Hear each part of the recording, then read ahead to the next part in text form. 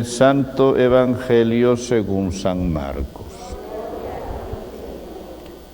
Salió Jesús de la región de Tiro y vino de nuevo por Sidón, al mar de Galilea, atravesando la región de Decápolis. Le llevaron entonces a un hombre sordo y tartamudo y le suplicaban que le impusiera las manos. Él lo aportó a un lado de la gente, le metió los dedos en los oídos y le tocó la lengua con saliva. Después, mirando al cielo, suspiró y le dijo: Efetá, quiere decir ábrete. Al momento de que se le abrieron los oídos, se le soltó la traba de la lengua y empezó a hablar sin dificultad.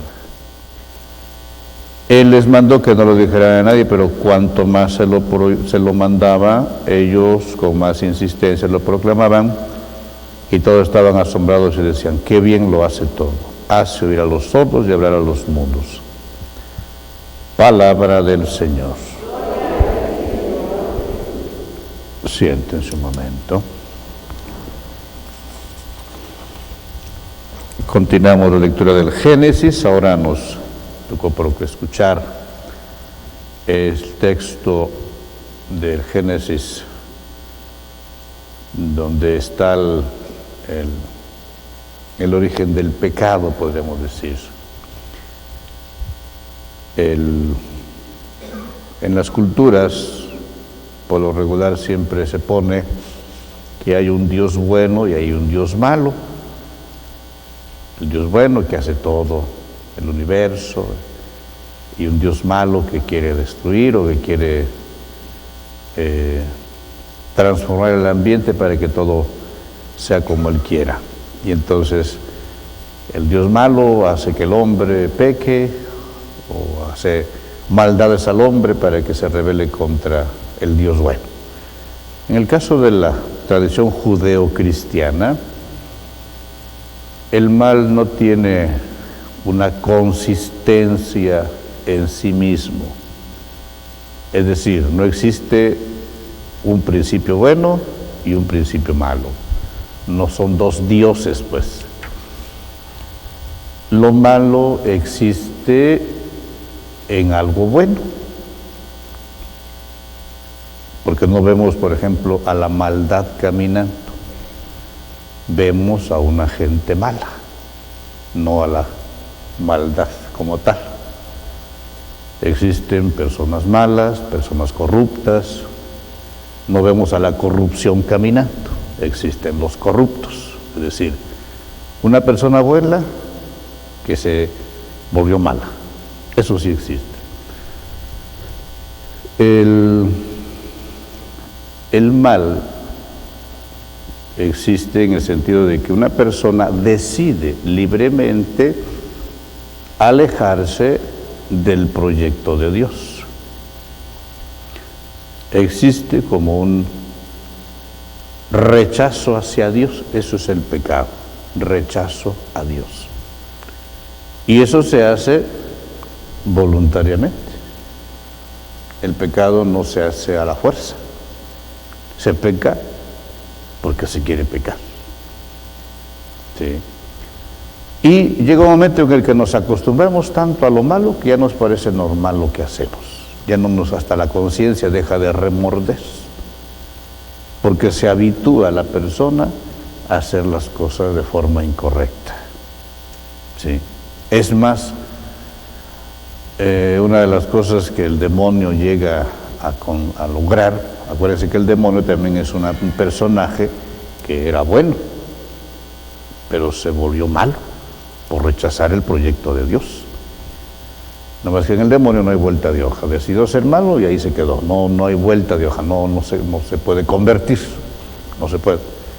En el caso nuestro tenemos la posibilidad de la conversión, de ser mejores. Bueno, el caso es que en el Génesis el demonio instiga al hombre a desobedecer a Dios cuando, acuérdense que el demonio es el mentiroso por excelencia. Llega ahí platicando y así provocando, dice: es cierto que Dios les ha prohibido comer de todos los árboles del jardín, así como cizañero, ¿no? Y la mujer dijo: no, sí podemos comer los frutos de todos los árboles, pero del fruto que está en el centro Dios nos ha prohibido comer. Y ha dicho que no lo toquemos porque de lo contrario moriremos. Y la serpiente astuta dice, eso de que ustedes van a morir no es cierto. Al contrario, Dios muy bien sabe que si comen de esos frutos se les abrirán los ojos y serán como dioses, pues conocerán el bien y el mal. Fíjense cómo el demonio le está metiendo cizaña, le está haciendo que la mujer llegue a dudar de la bondad de Dios. Este Dios malo no quiere que seamos grandes. Entonces le presenta la tentación. Y entonces dice aquí, ¿no? Fíjense cómo lo presenta. El pecado siempre es atractivo.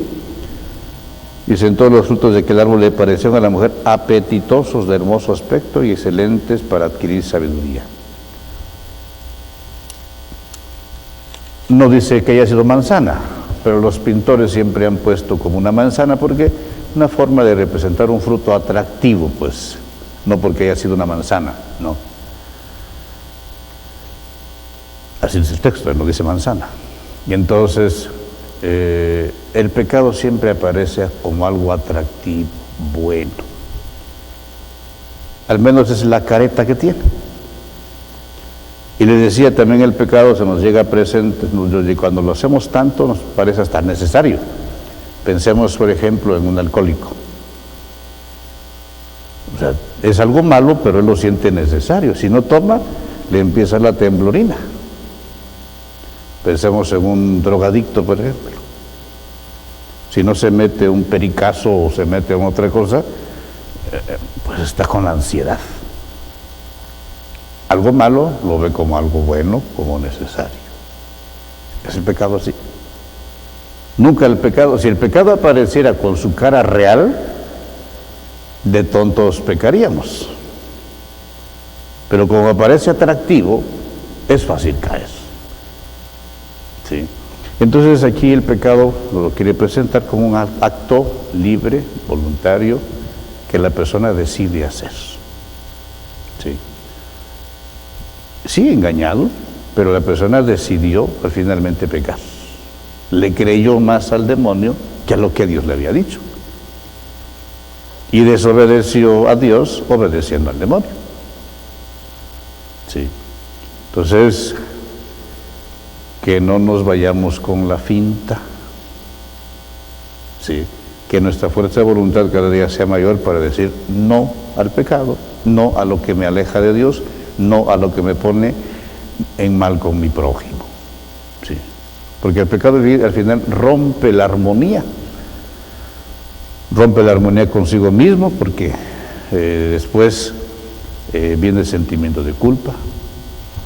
Sí. Rompe, como estamos mal interiormente, nuestras relaciones con los demás se deterioran.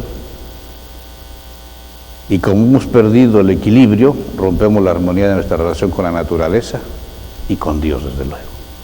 Entonces el pecado tiene 3 rupturas: con Dios, con el prójimo y con la naturaleza, y más todavía, diríamos esta, ¿no?, cuarta, con nosotros mismos, que fue la primera, un rompimiento de la armonía interna. Por eso nos lleva a romper con Dios. Sí. Bueno. Segundo, el Evangelio nos habla de una curación de un sordomudo. Una persona que no oye difícilmente pues va a entablar una comunicación con los demás, porque para la comunicación, para el diálogo se necesita oír y hablar, pero si no oye, ¿cómo va a hablar? Si no escucha los sonidos no podrá emitirlos. Y entonces si medio oye, pues no se le va a entender lo que dice, porque no sabe, no escucha bien, no podrá articular bien. Y esta curación, fíjense, podemos ponerla en 2 planos, pero en un plano muy elemental. La necesidad de la comunicación entre nosotros. No estamos muy habilitados o muy capacitados o acostumbrados también, podríamos decir, a escuchar y a saber hablar. Hablamos, mandamos, decidimos, difícilmente escuchamos y difícilmente dialogamos. Y eso lo podemos ver, por ejemplo, en las parejas. A veces, más en estos tiempos, las parejas modernas, pero las parejas anteriores no cantaban mal las rancheras, pero en este tiempo, en las parejas modernas hay una lucha de poder a ver quién gana.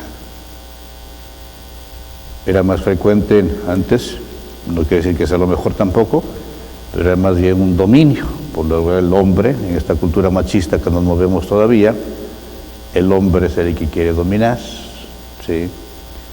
El hombre piensa que porque es hombre puede decidir solamente él, ¿no? Entonces eso está más crítico. Existe todavía muchos resabios de machismo, ¿no? Pero eso manifiesta la incapacidad de dialogar, de imponer y no de escuchar, ¿sí? Y en todos los ambientes, fíjese, con todo mundo, a veces, algunas veces hasta he dicho en algunos ambientes, a veces entre los agentes de pastoral, todo el mundo habla, nadie escucha, nadie obedece. Todo el mundo manda, pero nadie obedece. ¿Sí? Y entonces, ¿cómo es importante la cultura del diálogo?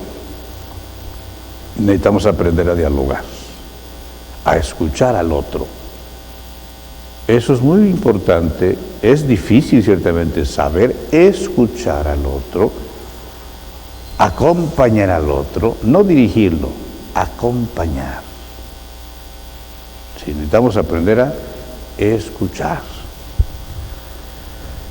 Esta curación que hace Jesús del sordo también nos puede ayudar a meditar en nuestra relación con Dios. Nuestras oraciones se convierten en un monólogo.